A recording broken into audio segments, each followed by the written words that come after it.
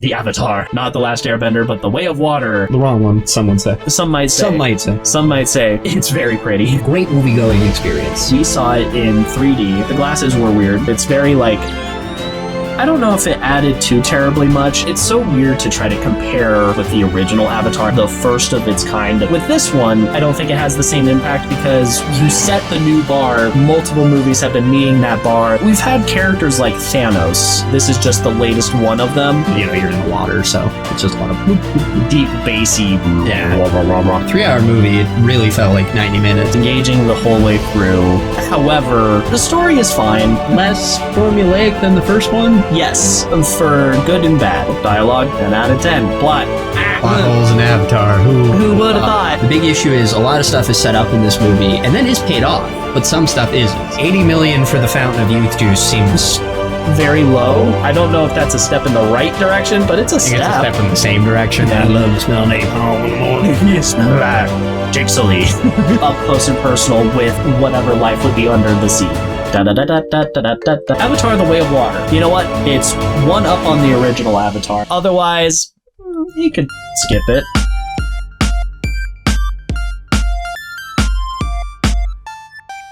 Hello, everyone. Welcome to Narratives and Nonsense. We're friends talking about random and recent stories, newsworthy or otherwise.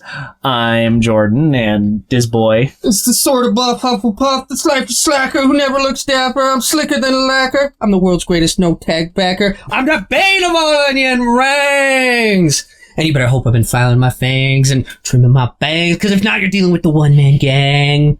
It's Connor. Is that boy. I get really bored during the week. So we have a bunch of stuff. We just got back from seeing Avatar day one of release.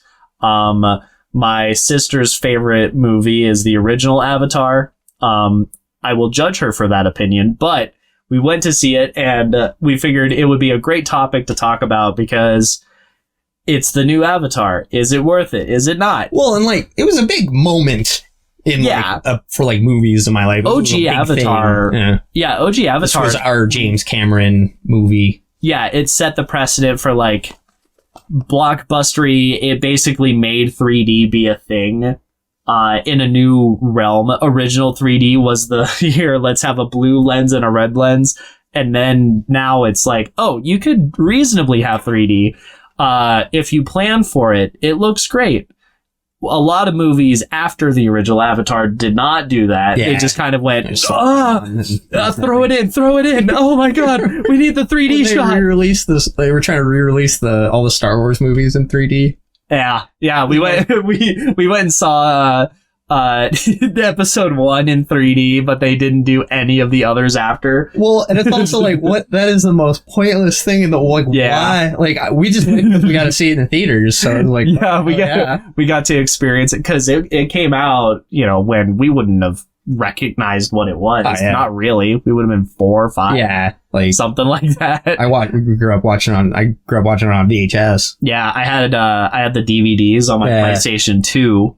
That shows my age. Just play that at night. Just let it roll in the background as I go to sleep. So yeah, the original Avatar did a thing. It was big. It's so big, in fact, that it became the #1 highest grossing movie period worldwide. End of story. And not even the likes of Avengers Endgame could compete with that original Avatar. So naturally, Disney wants to milk it. And Cameron has some ideas, so they made the new one. So we're going to talk about that. That'll be the meat and taters. Otherwise, we have some random, uplifting news. We got some holidays for today, all that jazz. So going into just how's the week been, Connor? What's new? What's good? It's kind of the same old, like, at work, climb. We had, what was it? Oh yeah, one of our mutual friends of ours had a birthday party, so we went to one of those indoor trampoline parks. Yeah! And it was really cool. There was a really sketchy slide that was awesome. It wasn't sketchy, it just felt sketchy. I have a war wound. Yeah. There's my I got out there. I did the It's thing. one of those really unnerving things that if you commit to it hard, you'll be fine. But like, you gotta just be like, okay, I gotta trust the engineering here. Yeah. And they have these ridiculous obstacle courses. And we're like, this is for like kids, like, 10 to 15 maybe. It'll be fine. Like, this will be good. And no, I signed up for Ninja Warrior out here. Like, I want to point out, like, you crushed it, but you went through each of them. Yeah. Like, the lot of us did 1.5, and we're all, okay, all right, we're dying a little here. So your climbing's paying off, to say the least. the thing is, like, there was 4 of us there that climbed. So like, we're all like everyone, we had like a little like time rate thing, but like, we were all like, yeah, we got to do this. Oh, yeah. You got to one up, puff the chest a little. Yeah, exactly. The testosterone was flowing. Yeah, It was a great time. I went through the obstacle course. I got to the end, and like all of my power from dancing stuff is in my legs. This upper arm stuff, like, it exists, but it's nowhere near the same as if you were climbing. There's a part where you basically have to monkey bar swing it a little bit. No feet allowed, and I went, haha, 1, 2, I'm stuck, I'm gone, and then right into the foam. I was a goner. We also introduced tag halfway through, and that completely changed the entirety of the dynamic. Really good, because like the slide, there's a little tower you have to climb up, and there can only be one person on that at a time. So I was standing over there, and one of our roommates came over, and he was like, look, eyeing me up, and I'm like, so I just grabbed the little slide thing and run up the stairs. I'm like, one at a time. Another thing was the group as a whole, we ended up splitting because there's like 8 of us or whatever. We ended up splitting up, so some people were over here, some people were over there. So I'd be like, all right, one of them is it on that corner. As they started to approach, I just kept walking further away from them, like, hi, I don't mean to like act like a dick or socially distance, but I'm very competitive. Don't tag me, please, God. We also had a warped wall, which was cool. The like little half pipe we were running up. Yeah. That was fun. No, it was an ultimate great time, and all of us realized that we all need to do more cardio. Yeah. Just that was the natural conclusion. Good times. How about your week? My week was pretty good. We had our week. We had a smaller set Christmas for myself and like my uncle's side of the family. So nice, calm, collected. We did a little white elephant thing there. And then I got a remote controlled scorpion that I have full intentions of chasing cats with at some point. Absolutely. And then, goodness, what work was a thing at some point before going to see Avatar. The internet went out here. So I ended up going to the office earlier than I thought I would to do some testing for our phone system. But the internet was blinking at the office, so got there early, took a little bit longer, but ultimately we got whatever phone tests done. And then I'm like, well, I don't have a work laptop. All of my work's at home and my home internet's out. So I just clocked out for that point of the day. I clocked in like later at night after Avatar to double check that I didn't miss anything. I can do a little bit of extra. And then I went and talked to a friend of ours, Emily, we're going to see if she can help with doing some of the intro and editing stuff, because she's done a lot of video editing. So I'm very excited to see, Emily, if you listen or hear this. Gonna be amazing. Your trial run. Nah. So that was very fun. That was very silly. We got to share some memes as well. And then for Friday, just this last Friday, we had a holiday work party, which was very fun. Yep. Went down to our warehouse, helped them set up a little bit. We had Olive Garden provided, catered everything, so much stuff. They're like, unlimited breadsticks. There were 50 of us, so they provided 80 breadsticks. So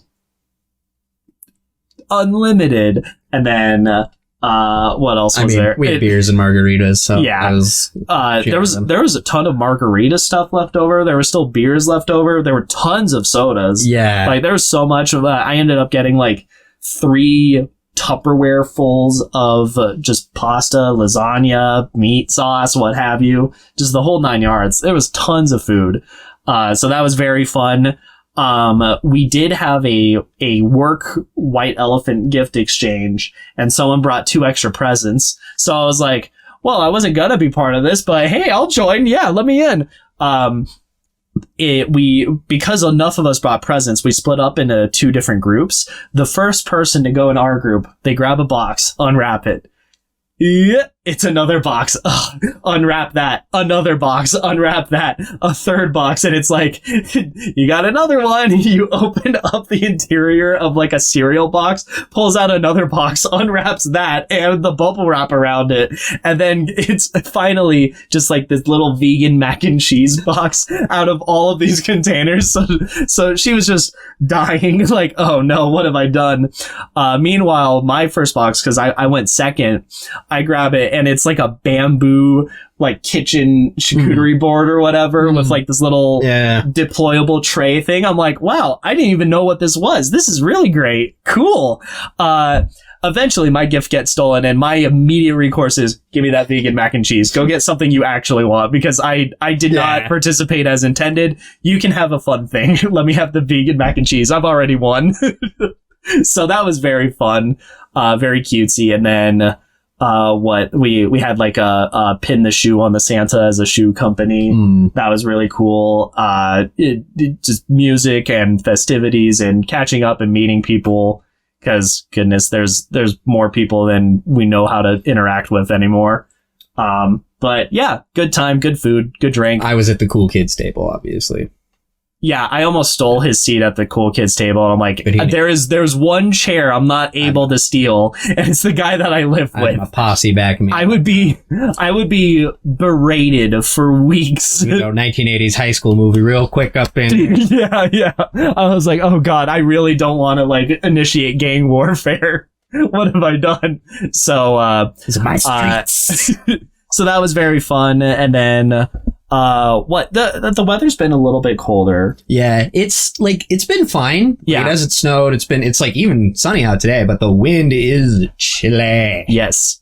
If you're out in the sun, you're just standing still, there's nothing too much. It's like, all right, yeah, this is like a nice day. The moment a breeze kicks in, straight to the bone, you're done for. And it sounds like that's not going to relent for this next week. It's mostly 40s throughout. And then supposedly Wednesday, it's going to be snowing. And for Thursday, it was like, yeah, it'll be a nice brisk, maybe 17 degrees. I went, oh, good. So we're getting pretty sure there's going to be some snow happening.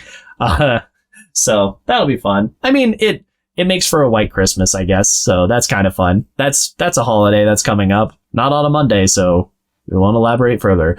And then, what? Other than that, I mean, tons of cool, like, big news pieces this last week.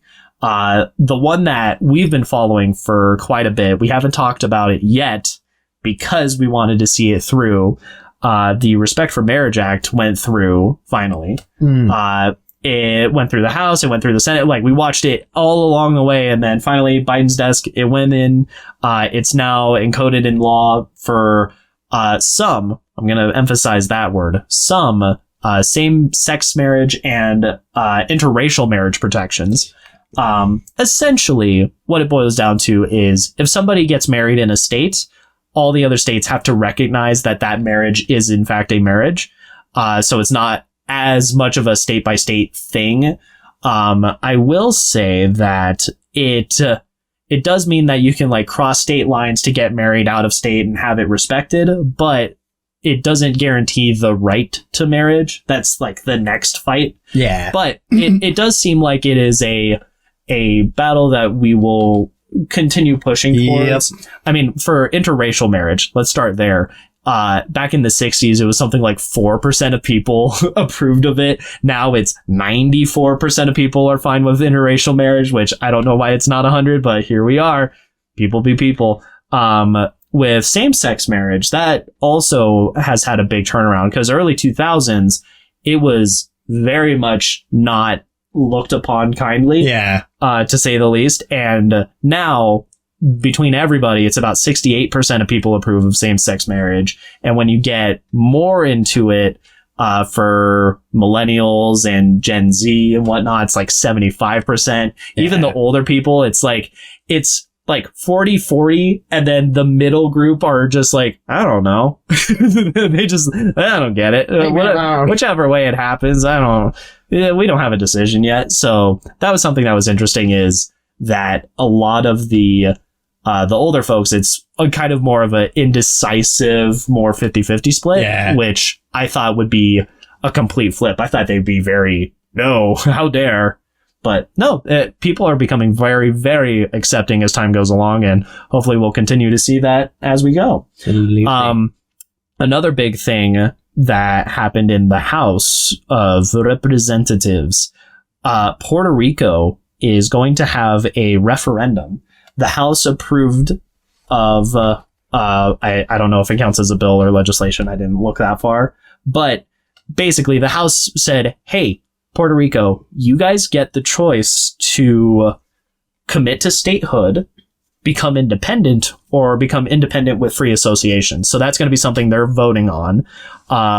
With statehood and independence, pretty straightforward. Are you going to be our 51st state as the United States, or are you going to be your own sovereign territory? You make your own decisions. You get to do whatever you like. Independent with free association is a weird one.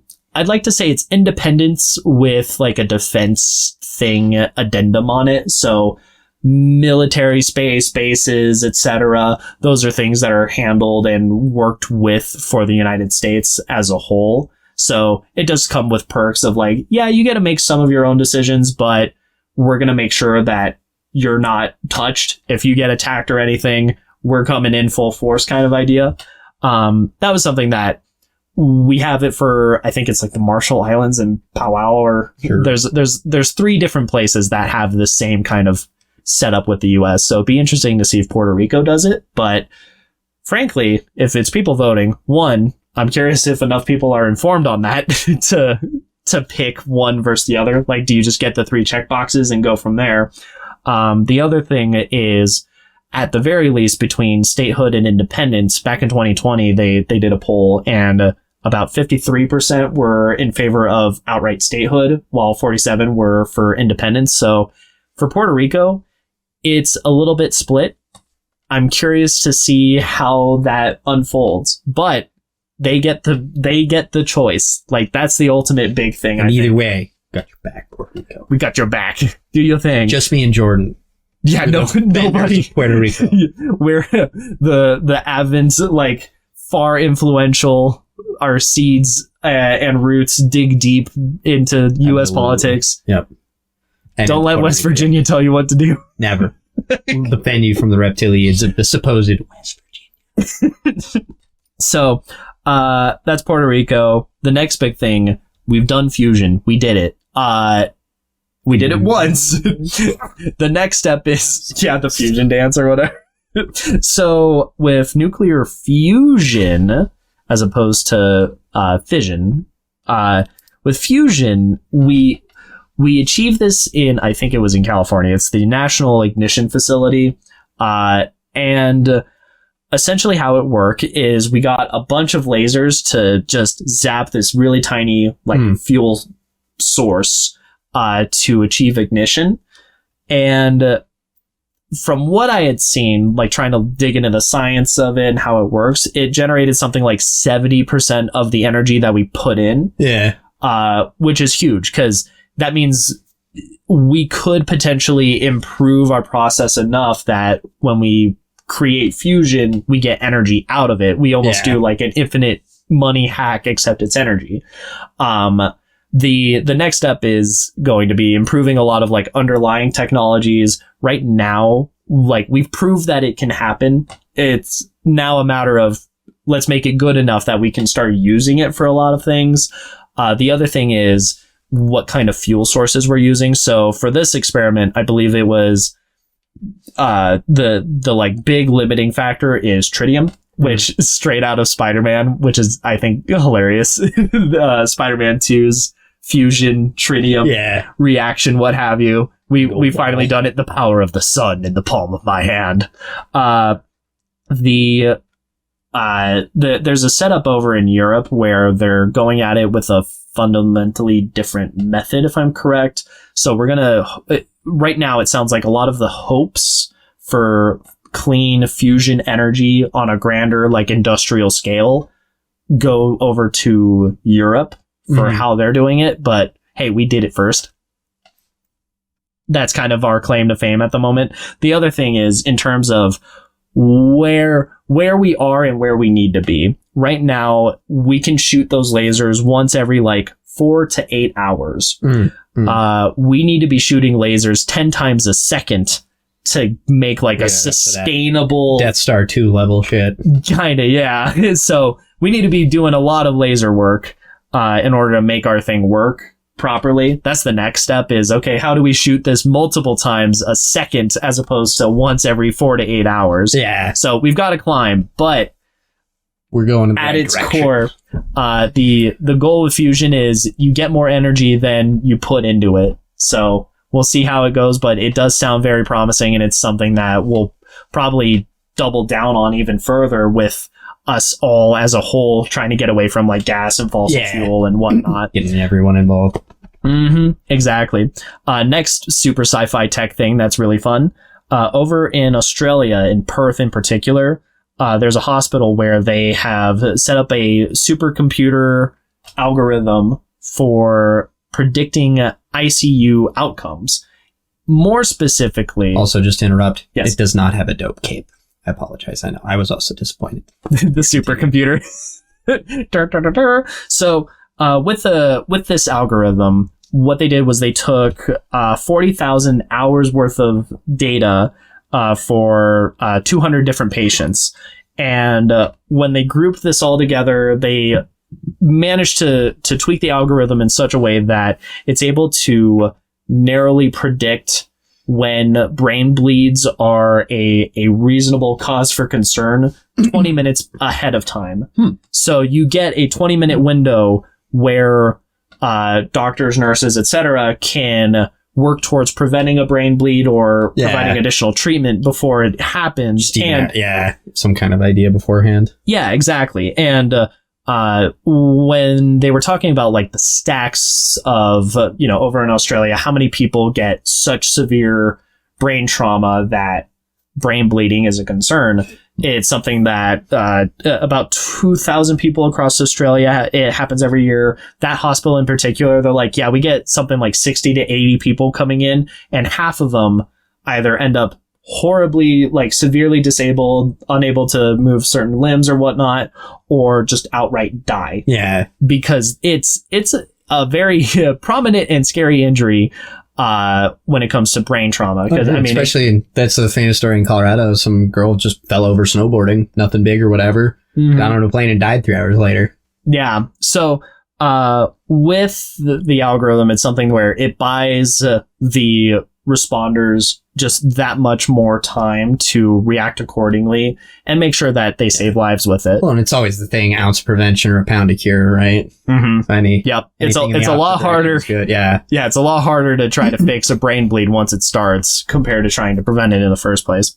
So, next thing as far as health things, but kind of carrying it to a different route, there's going to be more mental health resources and de-escalation training provided for police. This has been something that's been in the works since George Floyd in 2020 and whatnot, but it ended up passing across, both party lines, which is really great to hear. And then in terms of working with mental health needs and tying it in with police training and whatnot, it's said that about 1 in 5 adults here in the U.S. have some kind of mental health thing, and it's if it's untreated, a person having an interaction with a police officer is 16 times more likely to have a problematic, violent, etc. Some kind of episode.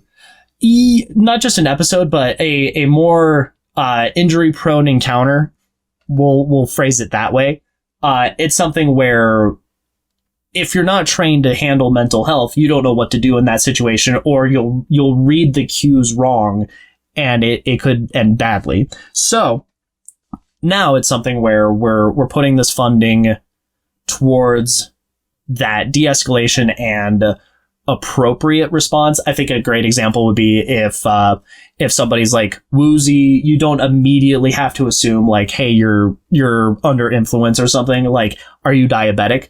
That's something that has become much more prevalent as we've gone along. It's a very similar thing where if there's some kind of mental problem or issue, we can respond accordingly and ideally far less violently, and get people the help that they need as they need it. Which, I mean, we've seen really great success stories over this last year where you have like a mental health unit that goes out in place of a policeman first responder. Yeah, I think there was in like Oregon. I think we talked about that. There's Oregon, Denver was doing it, here in Colorado. I mean, there's tons of different places like it. So this is, to me, I think just a continuing trend, but on the national scale. Right now, it is something that is TBD. We need it finalized, approved with Biden as the sitting president. But once that's something that's codified, we should see a lot more of that work happening. I wouldn't be shocked if some of those like trial runs that we had seen helped inform getting this through to the president's desk. So that was something that was really great. And then another thing that's TBD on his desk, the U.S. might end up banning shark fin trade. This is part of a larger like defense spending bill, which I think is funny, like how some bills will just rope other things in. Yeah. One of the bigger concerns with shark fin trading, naturally, would be we've seen a massive decline in shark availability. With a lot of overfishing, and this is a worldwide problem. It's not just a U.S. thing. We'll touch on that in a second. But worldwide, with overfishing, there's about 71% less sharks than we had in the 1970s, which is, that's a life within the lifetime's worth. You've just massively decreased how many sharks there are out there. Now, here in the U.S., there's a little bit of pushback against it, mainly because there are some fisheries and responsible fishermen that are doing everything as permitted, as legalized and whatnot. However, the conservational side of it kind of points to what happened with the ivory trade with elephants, because elephants were at real risk because of how prominent ivory trading had gotten. And once the U.S. banned it, lots of other countries ended up following suit. So they're kind of hoping that with us banning shark fin trade, it's enough of a ripple between other countries and the like that we start to see massive conservational efforts providing safeties to shark populations and whatnot. So we'll have to see where that goes. But ultimately, I think it's very promising and very fitting, given that we just went and saw Way of Water with Avatar. This is their little badge of honor, I guess, for seeing it at AMC or whatever. It's holographic. That's all I care about. So that's kind of the uplifting news part. For holidays, we have some fun ones. National Emo Day, which I think is very, very fun. Some Census bail or Sunnydale real estate. Get that teen angst, get that black makeup. We're in it, baby. It is National Hard Candy Day. So the article that we pulled up was saying very explicitly, put down your peanut butter balls and your sugar cookies. It's time for the hard stuff. Which it's a great way to phrase it. For hard candies, I think my favorite would have to be like a candy cane. I think that I'm a sucker for mint and peppermint. That's my thing. Otherwise, like I love butterscotch or really like Werther's. Those are good. Yeah. I also really like the soda candies. So like the Dr. Pepper one, I'm a sucker for Dr. Pepper. The A&W root beer barrels and such. Yeah, the Coca-Cola. Like they're fantastic. They're very tasty. So hard candy day. Make sure you brush your teeth after. It is Goa Liberation Day, which is one of the smaller states in India. There is Look for an Evergreen Day, which is meant for any procrastinators out there. Go get your Christmas trees. That's the thought. That's the idea.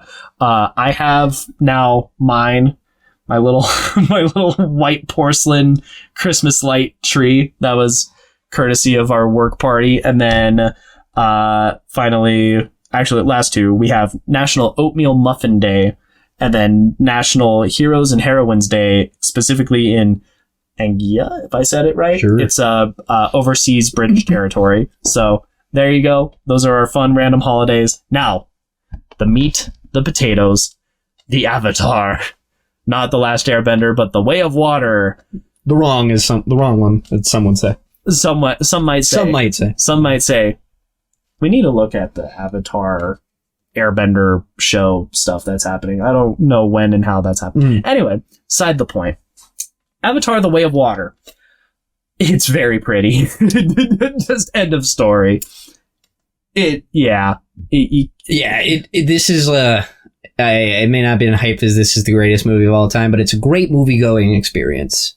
Yeah. Like you can't really go wrong seeing this in theaters. Yeah. And to trim down on what our experience was, we saw it in 3D.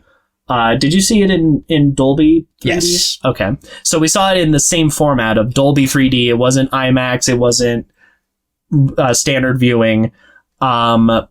With that, I will say for the Dolby 3D, the glasses were weird. I kind of like the Real D ones where they're much less chunky and just big frames. It's just all encompassing. With the ones that we have, it's very like you look through the binocular. Mine were like rounded at the bottom as well. Yeah. So I had to like really look straight on. Like you couldn't look under a certain point. So it was kind of either way. They're really stiff too. Yeah, I had to like flex mine a bunch to get them to sit comfortably. Like, it was a bit of a thing. And for a 3-hour movie, that's kind of important. Yeah. So we saw it in 3D. I don't know if it added too terribly much. It might be also the fact that we saw it in Dolby versus IMAX, because IMAX is a bigger screen. I mean, but if they're using bigger. If they're using the same glasses, then I'm happy we saw it in Dolby. If they're using the Real D glasses, then maybe I'm a little happier. I don't know. That's something that's beyond my immediate knowledge, but I don't know how much 3D contributed to it being as cool looking. Yeah. It was nice. I don't know. I feel like that's kind of I think how you might 3D just be better off for a 3-hour movie, just maybe seeing it standard. I don't know what the standard looks like, so yeah. take that as you will, but which adding to that with Dolby, they have a lot more sound stuff happening, and your 7-point systems. Yeah, and I don't think that made much of a difference. There wasn't anything about the sound where I was like, whoa. Yeah, it's a little bit more passive in this one. Yeah. Just because, you're in the water, so it's just a lot of bloop, bloop, bloop. Yeah, lots of deep, bassy. Yeah. It's so weird to try to compare this with the original Avatar and that going experience, because, that was about 10 years ago, terrifyingly. And it was kind of like the first of its kind to do this and go as hard as it did, that original Avatar. And I would say most of that excitement is, wow, CG has gotten to this point where it's good enough to just do the thing that we want. And with this one, we've had characters like Thanos where it looks very photoreal. Yeah. Like you could zoom in infinitely. And I do think that in some places you don't get that same aspect of realism. Part of it might be like, we figured out underwater really well, but now we don't know how to do like water on a face. In some places it looked great. In other places I'm like, oh, they're just shiny now. And is it still worth it to see it? If you like the visual aspect, if you're here to admire the prettiness of it, go for the theater experience. If you're interested in that, go theater or go home. If you're not interested, if you're there for like plot, just maybe wait for later until it's on like Disney Plus or something, or yeah. The story is fine. I think it's less formulaic than the first one. Yes, for good and bad. So with the story, without getting into spoilers, I think that there's a little bit more heart in places which is really nice. But it feels like they do a lot of sequel baity-ish things. Some of it goes as far as the finale. Some of it is just, oh, we brought up a point, we're not bringing it up again. It's just left by the wayside. And then the plot pieces that I think work well in this movie, most of them feel like we're checking the box. All right, so here's the introduction to a thing, and here's the end result. Here's the introduction, here's the end result. There are like one or two relationships that I think work really well, and it's because they didn't just check the box. They used it and went back to it and repeat it. And I think those are the ones that make this movie better for it, and it adds something that the original Avatar wouldn't have added. I'll also say, while the underwater is really, really cool, I do think the biodiversity of it is less interesting than it was with the original Avatar. And it's kind of hard to get around that, because when things are underwater, you know, if it gets something like 10 feet away, you get kind of like a blue haze effect of sorts. Well, it's like, even with the ocean Navi's ability to breathe and stuff, you can technically only be like, the forest Navi are always in the forest. Yeah. Like it's always a thing. Whereas with the water, you're not in it constantly, which isn't a bad thing, but it is kind of a neat thing about the first movie, is that you're constantly surrounded by the thing, the cool atmosphere, and the village was very cool and things like that. But yeah definitely, like, it felt like there was less around, felt a little more barren. Yeah. And what was there was pretty cool. Yes. I'll also say that in terms of like crafting this, there's a lot of like very high tension scenes that happen in like dense coral underwater seaweedy forest type stuff. And those look really cool, and it's very colorful, very engaging visually.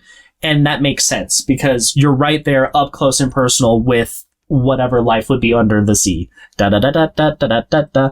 So, with all of this, what other things as far as crafting it? I think in terms of cinematography, there's a lot more interesting shots that I think are more mood setting, which I liked. I do think it was a little bit blunt force. For instance, it likes to show off the same image of an eclipse happening as like, all right, it's nighttime looking, it's daytime looking. They really went ham on that, and I think it could have been a little bit more creative with how they did it, but you know what? It's one up on the original Avatar. Yeah. I think how it was shot for the original, they just went one for one, like, here's story, like, we're just going for it. I think with this one, they had both better technology to get more creative, and there's a little bit more grander scale vision. Part of that might be the fact that they filmed multiple Avatar movies at the same time. This is the first to come out. The next one's supposed to be 2024. So it's kind of your Black Pearl situation, or your Dead Man's Chest, your Lord of the Rings. Black Pearl was a standalone for that first, and then the follow-up is when you get multiples happening. Everything's not focused in on one point. Yeah. So that was something that's interesting with it. In terms of writing, I think that the dialogue is fantastic. How much of it's improv or just they just had great writing for dialogue. I really like the dialogue as a whole. In terms of the pacing, it never felt slow. Yeah, for a 3-hour movie, it really felt like 90 minutes, honestly. Yeah. Like, I was really shocked to look down at my phone and be like, oh man, it's 11 o'clock. Yeah. Literally, like, only just leading up to the finale, I'm like, what time is it? Are we at the... Oh my god, we're at the end. Holy crap. Like, and that finale, man. Oh. Yeah. So the pacing did really well. I will say that is something that really, I think, makes up for a lot with this movie, is like, it's not the most well-crafted, cinematically portrayed story in the world, but the pacing of it was really solid, and it was a very easy watch, I found. Yeah. And to me, that's a lot of the movie-going experience. This is a big spectacle to get through, so those right there are really big boxes for me. Because, like, I wasn't bored. I was very, like, in it the whole time and, like, curious what was going on. So yeah. that, to me, is the real, like, value of this movie in the theater. Yeah. Avatar Way of Water is engaging the whole way through. However... That is not to say it is perfect. Yeah, and that's something where I think I almost wish that they did just that much more, because I feel like if they doubled down a little bit on some of the plot things, it could have been like as big as that original Avatar in some ways. We were talking about this before. We're entering that territory of, well, there's more movies coming out, but yeah, it's not coming out till 2024, and I'm not going to play this game of, oh, it'll be solved in this. Like, no, if it's not cool, it's like, maybe it will get corrected in 2024, but that's 2 years from now, and this is what we have for quite a while. And this isn't Pirates of the Caribbean or Lord of the Rings, where it's year after year after year. We're getting all these movies coming out to quickly compare. Yeah, I'll also say, in terms of, like, if you're going to do sequel baity type stuff, at least acknowledge this will be addressed later. I think there are moments where something happens, it's not brought up ever again within this one movie, and I think that hurts the movie for it, and I would call that a writing thing. While if they put more emphasis on like a decision with a big thing, and them saying, you know what, we understand risk consequence with whatever decision as characters that can happen later. Well, and it's like, we'll deal with that then. With stuff like this, I've come to find that when you want to do something, like you want to establish an idea or there might be a problem somewhere, you want like quick little flashes that are unexplained. The big issue is a lot of stuff is set up in this movie and then is paid off, but some stuff isn't. Yeah. And they were just a little blunt in setting it up. And it's like, if we had maybe just had some lighter foreshadowing of an issue that we don't know exactly what's going on, yeah, that might have helped a little bit more. That would be my 2 cents on it. Yeah, or if you're introducing a new idea, like introduce a new idea slowly, or like give us more than one moment of a thing. So it's like, okay, this is a repeated pattern. We'll see more of that repetition later, but for this, we just understand that this is the way it is. It's a little weird on that part. And I think with the original Avatar, in some ways it's a lot simpler in terms of that story, because it is very one for one, I feel like. And they knew at that point they had one movie. So yeah, with this one, it does feel like it's weighed down in some places by sequel setup. I will say, the acting, pretty consistent throughout the whole thing.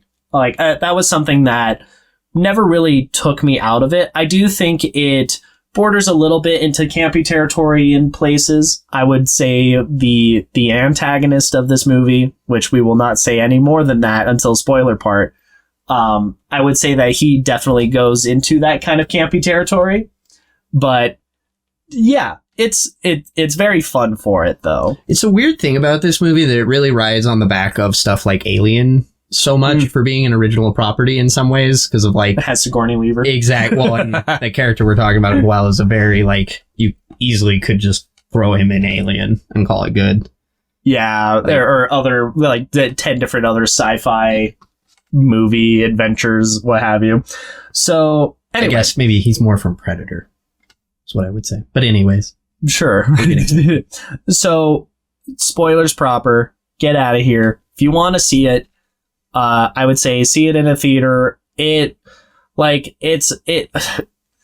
short, I don't think I would watch this again anytime soon. Honestly, that was the same with the original Avatar. I watched it when it first came out, and then I watched it in preparation for this one.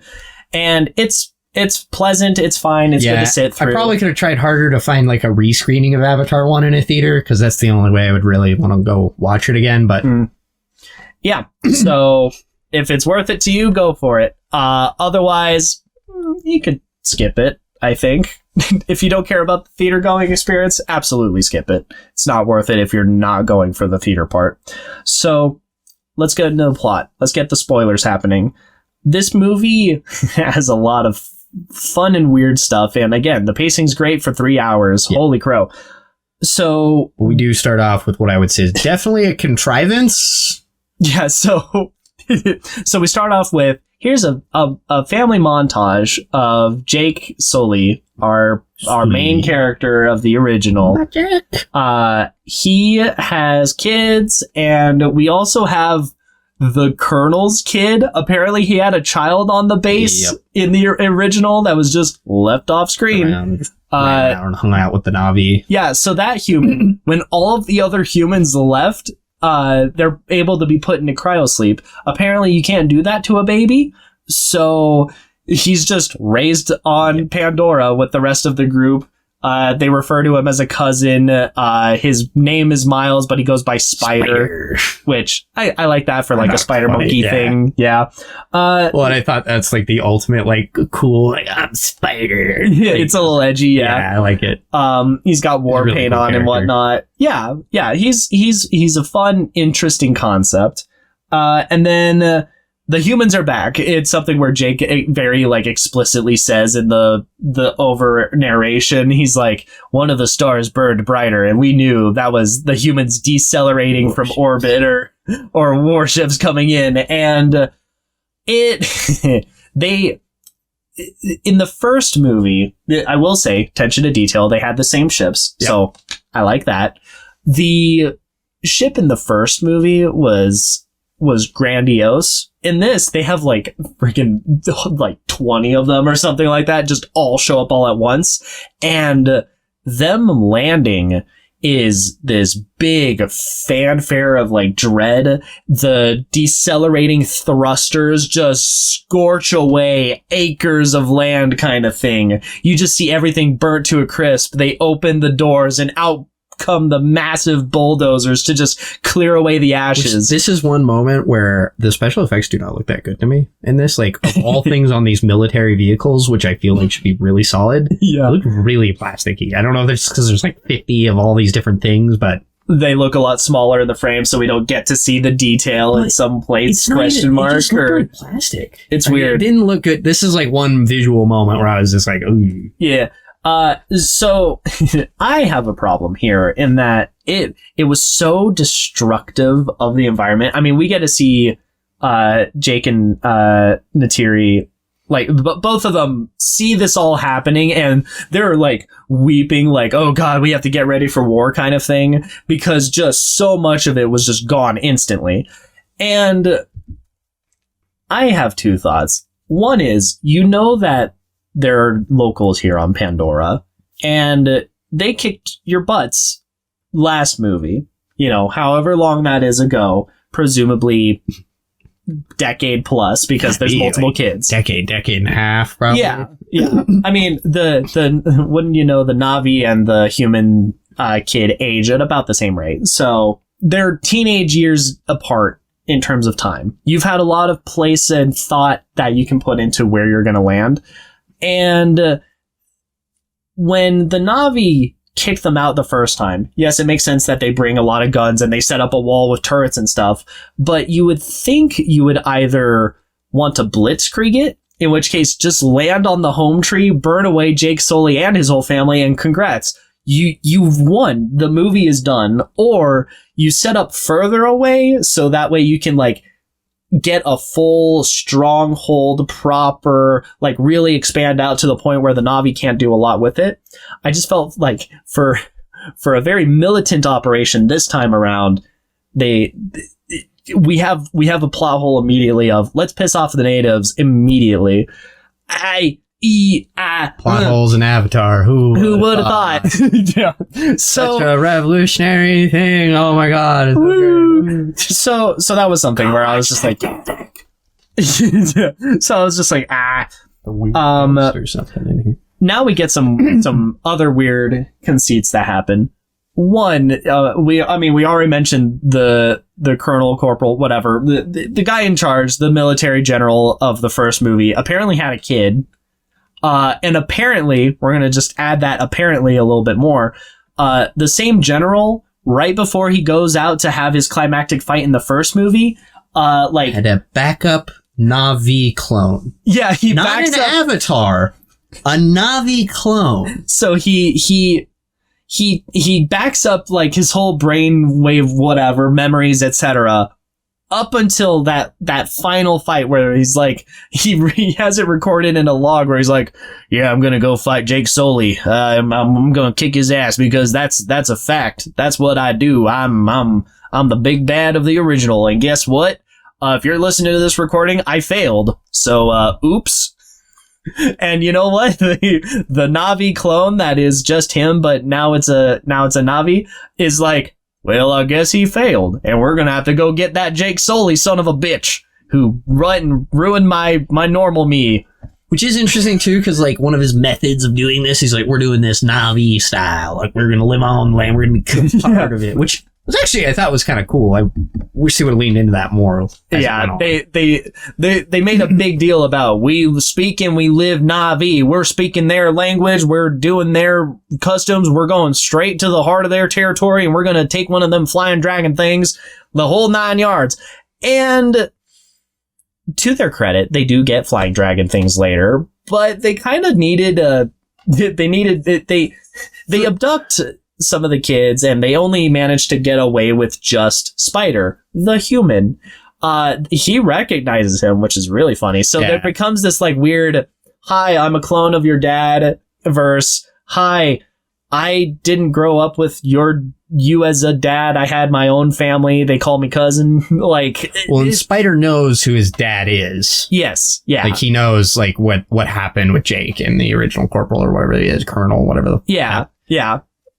So there's a weird dynamic of like, okay, fatherhood with a question mark in that, or daddy issues with a question mark. They make a big point in the beginning of a lot of like the Na'vi Corporal version is like, yeah, you're not really my son. You know, we're not blood. I'm just a weird Na'vi clone of your dad. And they try to play in that a lot earlier. And I think this is something that's kind of funny.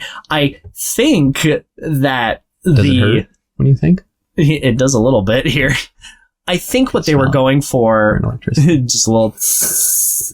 I think that with the clone version of the general, the goal with it is that he's in denial that I'm not actually your dad. I'm a flash memory frozen version plugged into a different body entirely. And I don't think it came off as he's in denial that he's still his dad, because presumably he's a dad in the original. He would have dad feelings for his infant at that point. And I don't really get that. I think initially it's more of a manipulation tactic to Spider. I agree. To distance himself from the actual human, which was clever. I did enjoy the mind games he was trying to play throughout this. I thought it was like, gave him a little bit more of a level outside of this, I'm this badass Marine who's gonna kill and shoot everything. It was a little bit more subtle, and I thought that was cool. And see that other more tactical side of him. Yeah, he's using psychological warfare to his benefit. Because they try to torture Spider for the location, and it doesn't work out. Yeah. And like they use this weird like they did a Clockwork Orangey type of thing. That's a good way of putting it. Yeah, just he's like, we're gonna suck the memory as soon as you think it's ours, and it's not working. He's like, I'm just gonna die then. And then Corporal, let me try a more personal approach. Yeah, let me good cop this, because bad cop isn't working and the kid's gonna die. But either way, so they got Spider, and Jake Sully and Natiri, the big fam, they gotta go. Yeah. Road trip. So Jake and Natiri have two brothers of their own, or two kids, their brothers, an older and a younger, and then they also adopt Kiri, who goes by Kitty, which I thought was kind of funny because they're cat. Who is Sigourney Weaver's avatar's daughter. Yeah. Impregnated with a question mark. They make a joke of it later, which I think is a good dialogue scene between teenagers type of thing. But Sigourney Weaver's avatar in the first one, they just like picked her up and then put her in like a vat. And then it was pregnant and then had a child. And that's Kiri. And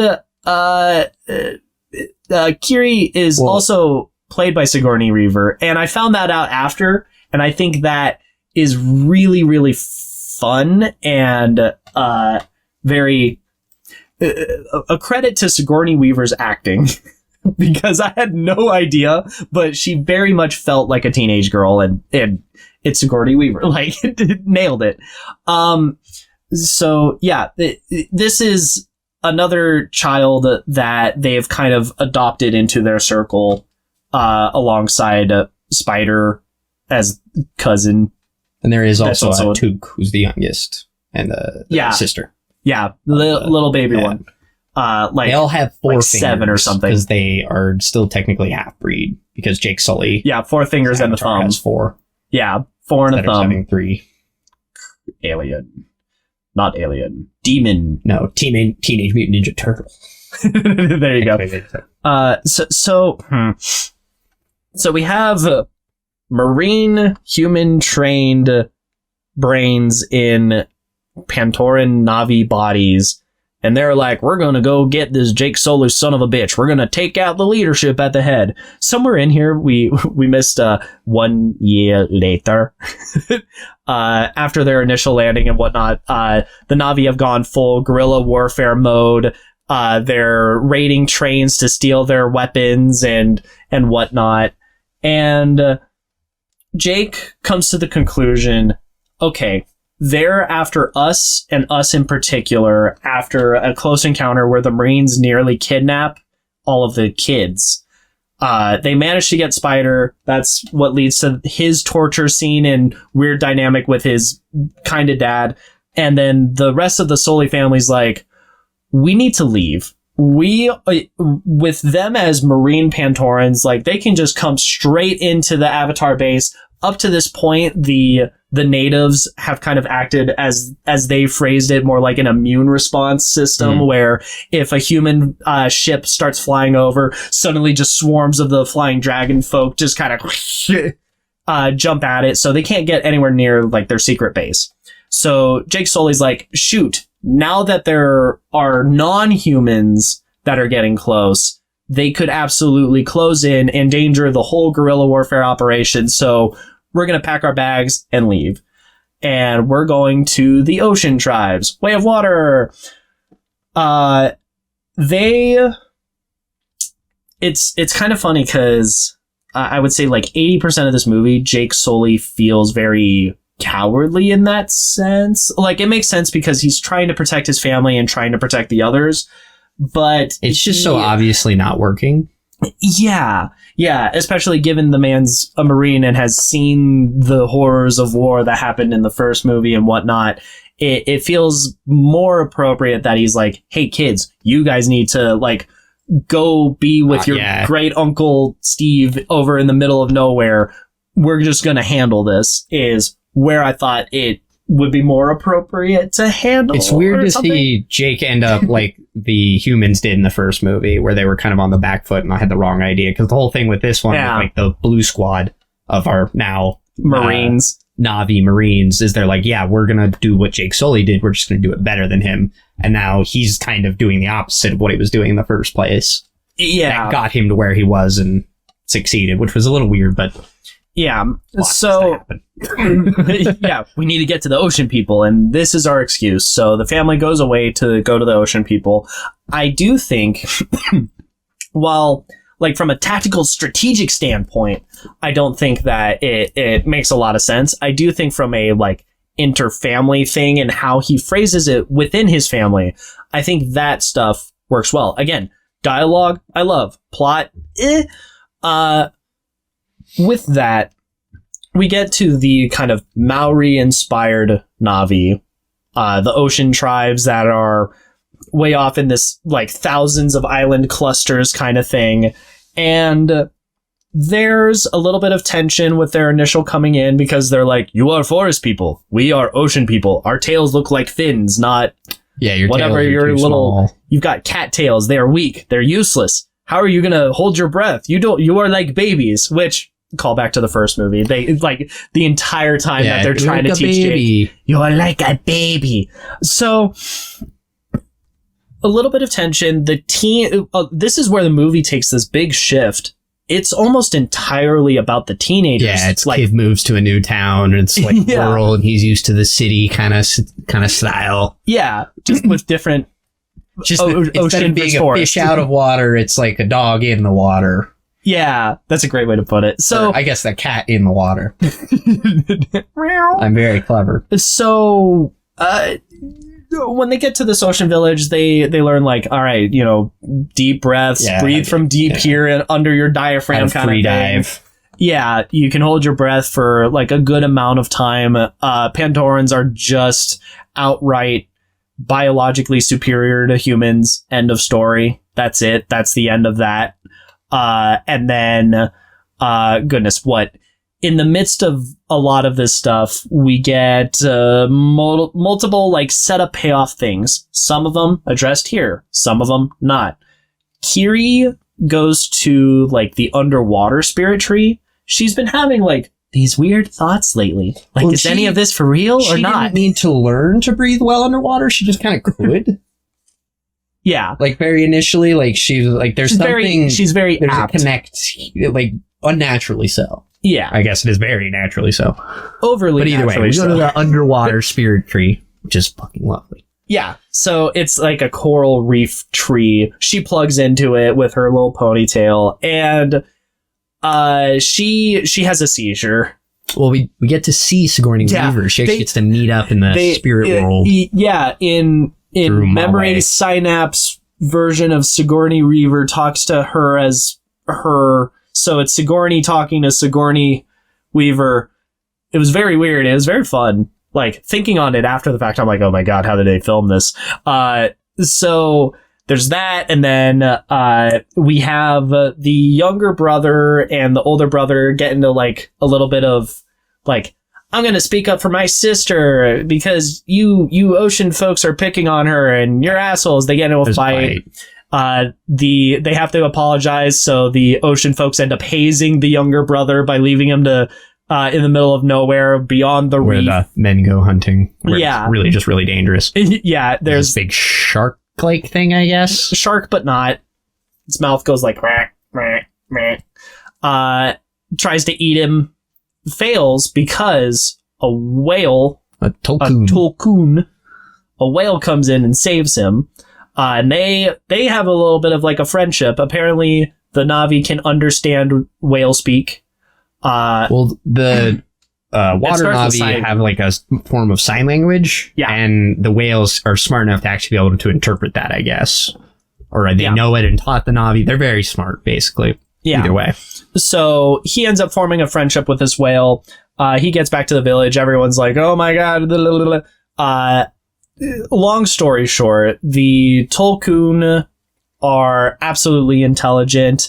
They will excommunicate. They will outcast one of them that like goes to commit violence. They're that much of like a pacifist species. Is the one that the youngest brother meets is an outcast for. And everyone's like, how could you befriend him? And he's like, you don't know him like I do. Very teenage angsty. It's the identification. I know what it's like. Yeah, I've been the black sheep of my family too. Cause I'm the younger brother and I make bad decisions. And then my older brother like covers me for them or whatever. So anyway, we set up here's whale relationship and whatnot. Then we get the Marines. The Marines find out, after the seizure that Kiri has, they have some of the human doctors go to try to fix her. It doesn't work. The chieftain's wife, dorky dweeb from the first movie, he comes back in a bit in smaller ways. And then the chieftain's wife ends up checking on her and does a more like acupuncture-ish looking thing to fix her. And all right, Kitty's better. The humans, the Marines that have been looking for Jake Sully, they're like, dude, he's been disappeared for a while now. Where did he go? They're like, hey, the humans like flew a chopper in this direction. We lost track of picked up a signal on this island, this like group of islands. Yeah. But there's like 50, 100 something. There's tons of islands that they have to go through. So they're like, we just know human chopper, that wasn't ours, went that way. So we're gonna go that way on a whaling vessel. So they get on a big old boat. And from there, we get to see whaling happen because they go like tribe by tribe, never find Jake, burn down houses and huts and very whatnot. Viet Cong-esque. Yeah. Or Vietnam-esque, I should say. Yeah, it's full scorched earth America Vietnam policy kind of thing. I love the smell of napalm in the morning. You smell like Jake Sully. I'm really proud of that pun. So, Spider is with them this whole way and is just like, no, you can't burn down the houses. No, it's not working. No, how could you do this? The whole way through. He doesn't really know much about the whale stuff because, again, he's a forest-raised human with the Na'vi. And the Marines go, all right, you know what? We're going to try a different approach. If these here people care so much about their whales, we're going to go and take out a whale. We're going to show them that it was us by leaving the balloons. Because they do know about, the Na'vi know people are hunting the whales, but it's usually not the ones close to their islands. Yeah. Because those are like specific to a lot of them. They'll like connect with them and become like spirit companions. Yeah, one of them calls the other a spirit sister. They specifically kill one that is actually the spirit sister of the chieftain's wife from the tribe that Jake and Jake and the family. Jake and Natiri and their family are with. The Sully group. And they kill its calf. Did they? Yes. I missed that. Yep. I thought the calf just died because the mom died and it had separated. No, it had one of the balloons shot through it. Oh, I missed that. There was like 2 on that and it was floating on the sand. What I know is they wail after the mom. The reason they go for the mom is the mom won't swim away because there's a calf. And then what happens is they end up catching this giant whale and they go into it and drill up into its brain to get brain juice, which is apparently the fountain of youth. Yeah, it's human immortality. It stops aging, period. And it's worth 80 million somethings on the market. Which we're not sure if this is dollars, but like 80 million for the fountain of youth juice seems very low. I know that's a lot of money. I'm aware.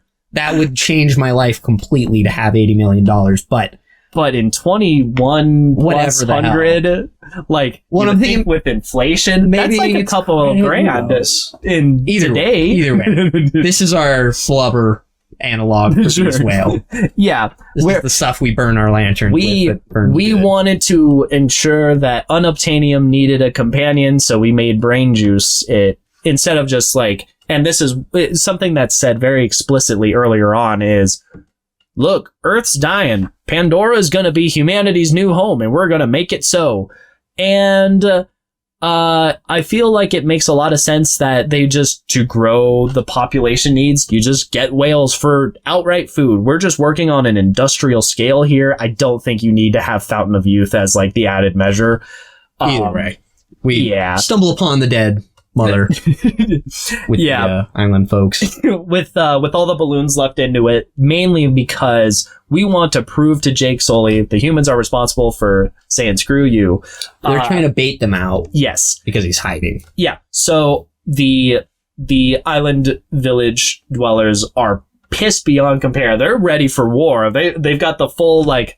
And again, they're very Maori inspired, so they have like the crouch stance, tongues out kind of thing, which I thought was very cool and very one for one with what they're doing an analogy of kind of thing. But with all of that all compiled together, Jake's like, hey, maybe don't. This is what they want. Eventually, the kids go, okay, you know what?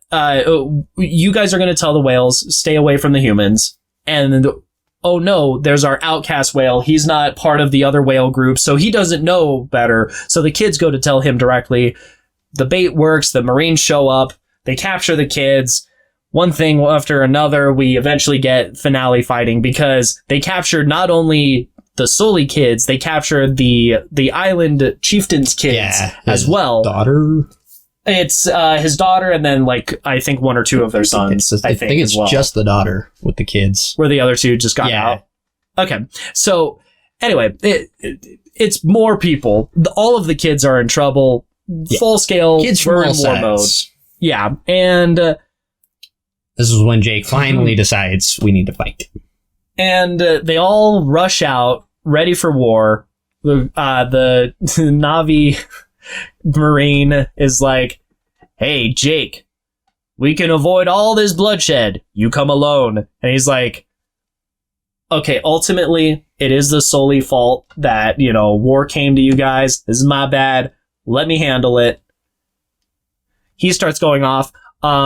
The outcast whale, who has now bonded with one of Sully's kids, the youngest brother, he's pissed. That whale is so mad. He's so upset. The reason he was outcast is he fought against some of the humans back when they were getting hunted and whatnot. Initially. Yes. So he's willing to cross that line, and boy, howdy he does. He leaps. Willy body slam. And because they're super smart, it's something where he's like splat, squishes mechs, throws people against the sides of walls and shit. It's very cool. Oh, At it's one great. point, the younger brother shoves one of the mechs under his fin, so that's we get a little wombo combo alley. Yeah. So at that point, all hell breaks loose. I mean, there's guns everywhere. There's harpoons and yeah, it's madness. It's just one thing after another the whole way through. To abbreviate some of this, through a lot of the fighting, people are getting out, spiders breaking out, the kids are getting free, they're fighting each other and whatnot. The ship is sinking. It's very end of Titanic-esque, which I didn't even think about. Yeah, a little bit. Our outcast whale guy gets his own personal revenge because the head whaler guy has a little side boat. He shoots a harpoon, but the harpoon explosive charge misses.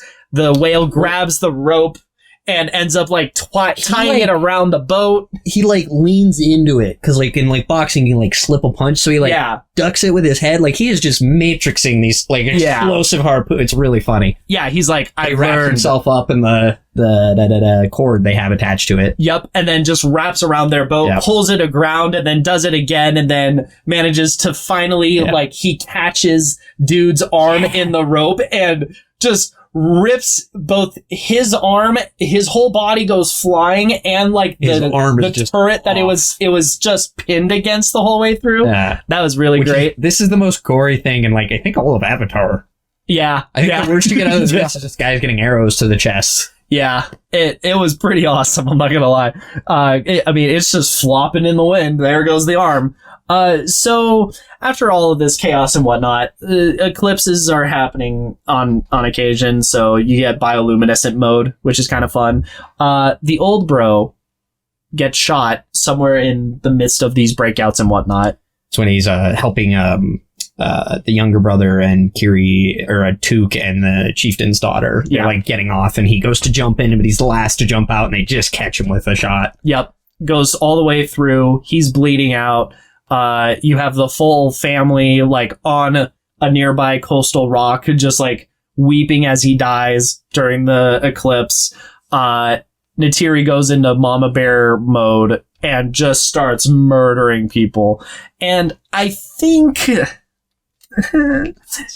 hurts. I think that part of the goal of this sequence, super awesome, super cool. I think the goal of some of the sequence was to make it so Spider's oh no, the Pandorans are actually terrifying. I don't think it lands. I think it's something where we're supposed to make him more afraid of what the Na'vi are or something. I don't think it lands. He still works with them for the rest of the movie. If anything, it should be even doubled down further because Colonel guy, he's also there. He's trying to murder and whatnot. He ends up capturing one of the Sully kids, and Neytiri ends up grabbing Spider and threatens to kill Spider because proxy son thing. Yeah, son for a son. Yeah. And the Spider's still chill with the family after potentially. You could see it as a play because Neytiri's not super jazzed on Spider, but up until that point it wasn't at that level. So that's one of those other things that maybe it'll get explained more in the sequels. But yeah, so it was weird. Neytiri gets to be a badass. It's awesome. It's I fanboyed cool. like crazy. She went full Like, the best comparison I can think of is if we got like a full Venom Spider-Man suit moment where he just goes on like a murdering spree kind of thing. Like, it felt that visceral in some ways. It was super cool. It's like the Spider-Man 3 versus Sandman fight in the subway station. Like, all right, this person that has been like pretty heroic, cool, just gets to no punches pulled, just go right in at it. Oh, hell yeah. So after all this, the older brother dies, son for a son. The colonel relinquishes control and's just like, all right, you know what? You win, but you know what? I owe you a death. Fights with Jake some more. The ship sinks. They're trapped underwater. They're drowning. The kids end up coming in. Kiri uses animal connection superpowers. She's a druid, full druid mode.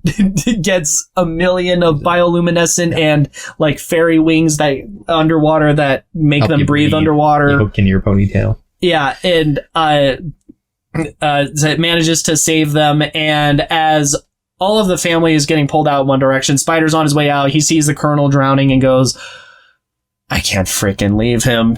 Picks him up for some forsaken reason. Although the only reason that I think justifies it to this point is a meta one, sequel bait. Well, it makes sense because when they're doing the thing with Neytiri and the two sons, he doesn't kill the youngest son. And Neytiri just cuts him, and he's like, okay, let's go. Because he's like, oh, I don't care. But then he shows he does. Yeah. So it makes some sense, but it's like, dude, this guy has threatened to kill your adoptive family. Your whole family. Multiple times, and not just Jake. Like, yeah. It's not that that's any better, but like he's been trying to kill your siblings multiple times. And not just that. Okay with it. And not just that. Like, Spider has witnessed him commit war crimes. Yeah. Like, the entire movie. To be fair, when they burned the houses down, they didn't kill any Navis. That doesn't all of a sudden make it okay, obviously. No, Spider begged him, please don't kill them. You don't have to do this. Don't do this. Like, he saw how he watched and witnessed how the whale was like protecting its calf and dying as it got whaled. Like, it's this whole thing where it's like Spider, he's a bad dude. You're an idiot. Sequel, baby.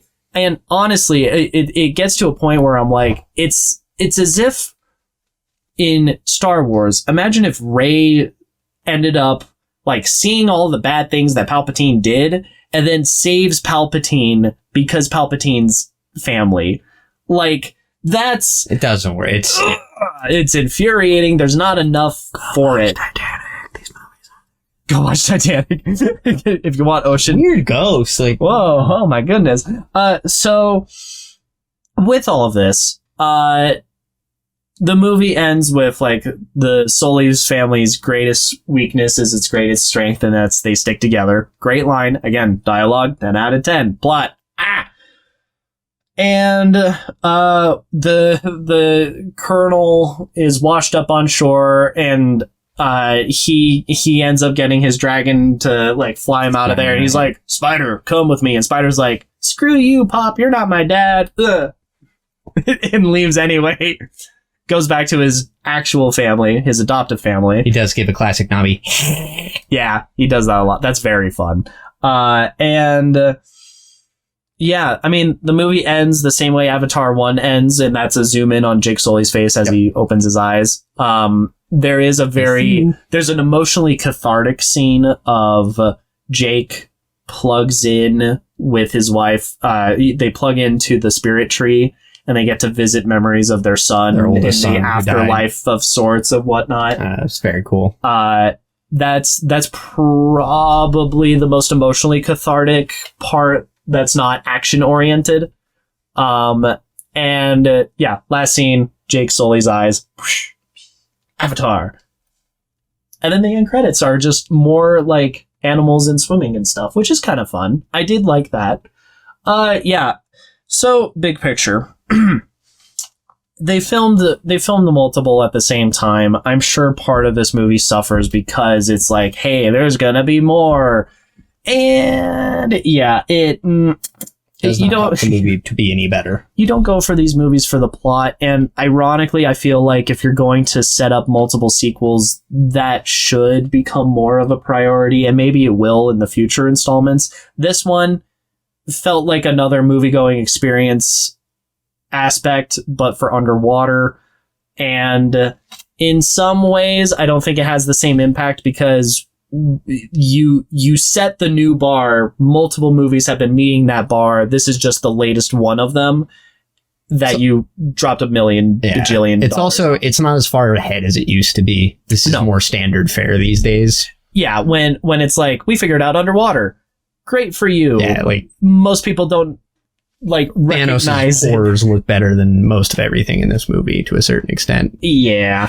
So I think that holds this movie back a lot. There's tons of random plot things. I would say the landing sequence stuff. Oh, the glass of the choppers and whatnot in the first movie, impossible for any of the Navi bows to shoot through. This movie, every single glass just one-shotted straight through every time without failure. Even a year after being at war, you would think they'd reinforce it, like they'd had it in the first one. Neytiri just made better bows because she's awesome. It's not just Neytiri, though. She made better bows. You can build more than one bow. The whole crew. I don't know if you knew that. You don't just have the one. Wait, she didn't make a better bow. It's her dad's bow from the first one, though. That's the thing, though. She made more that were like it. Anyway, so you don't go for the bow that pierced the windows of the mech in the first one. The mech, not the choppers, though. Not the choppers. The choppers are. That one. So anyway, don't go into this movie for the plot. Go for the theater experience. Don't go into any movie caring about plot holes. You'll die. I'll also say this one, I do think the core of it. It's about family. It's about environmentalism by proxy. I think that those have more heart than what the first Avatar offers, because I think it's kind of like they say something along the lines of you have a two birth situation type thing, like the day that you're born and then the day that you're part of the tribe or whatever. I believe that's in the first movie, and in that first movie, you kind of have a literal interpretation of that, of Jake Sully was born as a human, but then reborn in this tribe as who he needs to be. I think that this movie carries that on a little bit, and then it feels more enveloped about its core message of family, and then it has that layer of environmentalism on top of it. Some of it, I think, goes over the bar. I don't think you need Fountain of Youth brain juice. You could literally just say it's like rocket fuel or something. Like, there's so many ways that you can make it not just... unobtainium was so subtle anyway. Yeah, it wasn't really... Like, they had the option to make it not unobtainium, and then they made it Fountain of Youth. I don't know if that's a step in the right direction, but it's a step. It's a step in the same direction. Yeah, that checks out. All right, sure. So, most of this movie is going to rely on what the hell happens next. And you. Cool. Yeah, what are your preferences? Tell us if you like it. I mean, ultimately, I'm not opposed to have seen it. I just don't think I would take a lot of people to go see it. Like, I have no inclination to tell my friends, hey, let's go watch Avatar. I'm going to go see it again because I love the theater experience. It's a one and done. I'll watch it in maybe 10 years. Same as the original. So, anyway, Connor, where can we check you out at? As always, 5-String Connor right here is the best place. And then if you want to see more of me, we do have a channel that will stream Kingdom Hearts on Wednesdays, myself and my buddy John. That will happen at some point. He is working on his PhD, so I need to kidnap him when he's not. And then otherwise, we post here, Narratives and Nonsense, Mondays, evenings, every week, just about. Yeah! Woohoo! Have a fun day, have a fun week, take care, stay safe, all that jazz. Fade to black, woo!